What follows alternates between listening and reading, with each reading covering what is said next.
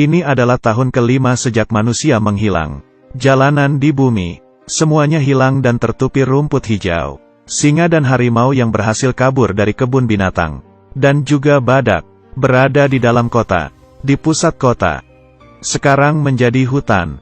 Tahun ke-20 sejak manusia menghilang. Tinggi laut mulai naik. Tidak ada manusia, seperti kota London ini, dengan mudahnya tenggelam dalam lautan. Tahun ke-25 sejak manusia menghilang.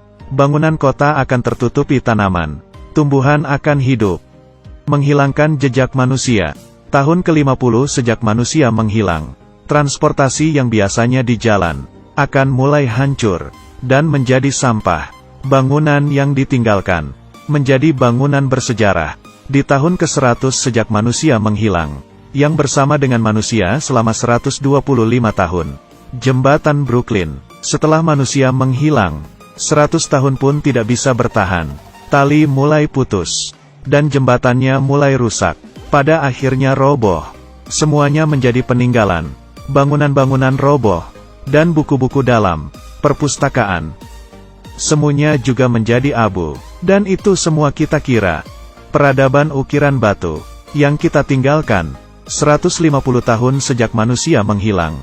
Jalanan di jalan akan mulai roboh, dan bangunan tinggi menjadi tempat tinggal berbagai burung dan binatang kecil, menjadi suatu ekosistem. Dan di saat itu, berbagai makhluk hidup air mulai bertambah.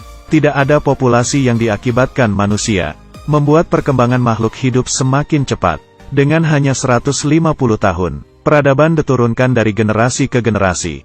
Tidak banyak yang tersisa. Kemudian banyak bangunan tinggi yang roboh. Ini adalah di tahun ke-200 sejak manusia menghilang. Menara Eiffel akan roboh. Di tahun ke-500 sejak manusia menghilang, bangunan lainnya juga akan mulai terpisah. Rata-rata tiap bangunan sudah kehilangan beberapa. Di tahun ke-100 hingga 500 sejak manusia menghilang, adalah waktunya dunia memasuki zaman kerobohan. Pada tahun ke-1000 setelah manusia menghilang, kota yang sudah dikuasai tumbuhan pun kembali menjadi bentuk bumi di awal mula. Manusia sudah hilang tanpa jejak. Tahun ke-5000 setelah manusia menghilang, alam di bumi pun kembali ke bentuk awal. Udara semakin bersih, air semakin jernih. Setelah manusia hilang selama 10.000 tahun, makhluk pintar pun menggantikan manusia, dan mulai mengontrol bumi. Besi yang mulai hancur, kayu yang mulai hancur. Di saat manusia menghilang selama 10.000 tahun, apakah masih ada bukti? Bumi begitu besar. Bahkan tembok raksasa, yang begitu panjang, dan piramida di Mesir pun menghilang. 10.000 tahun bagi manusia sangatlah lama. Tapi bagi planet bumi hanyalah sebentar. Bumi sudah hidup selama 4,6 miliar tahun. Bila diubah dalam bentuk jam, 10.000 tahun tidak sampai setengah detik. Nenek moyang sudah menghabiskan waktu puluhan juta tahun. Belajar untuk berdiri dan berjalan, merangkak dan makan. Tapi sejak revolusi industri pertama, kita menggunakan waktu yang tidak sampai 150 tahun, membuat bumi menjadi hancur.